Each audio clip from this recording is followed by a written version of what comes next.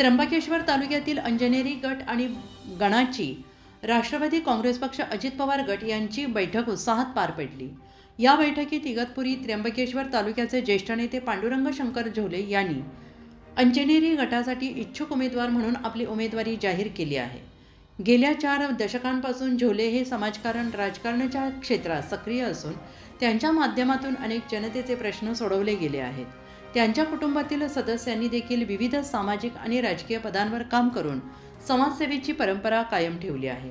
त्र्यंबकेश्वर आणि इगतपुरी तालुक्याच्या राजकारणात झोले परिवाराचा प्रभाव लक्षणीय असून आपला अनुभव आणि कार्यक्षमतेचा फायदा पक्षाला नक्कीच होईल असे सांगत पांडुरंग झोले यांनी पक्षाने तिकीट द्यावे अशी मागणी या बैठकीत केली आहे। तुम्ही अंजनेरी गटासाठी इच्छुक आहात, काय सांगता? अंजनेरी, माझं नाव पांडुरंग शंकर।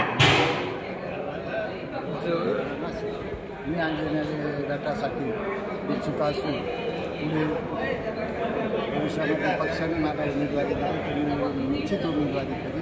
माझा आजपर्यंत पूर्ण गाव फिरून झालेला आहे। सगळ्यांना माझा संपर्क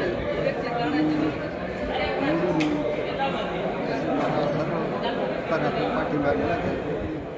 कृपा करून मला पक्षाने उमेदवारी द्यावी। पक्षाने तुम्हाला उमेदवारी का द्यावी?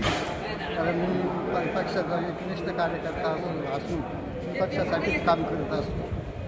त्यामुळं मला उमेदवारी दिली तर मी 100% निवडून येईन।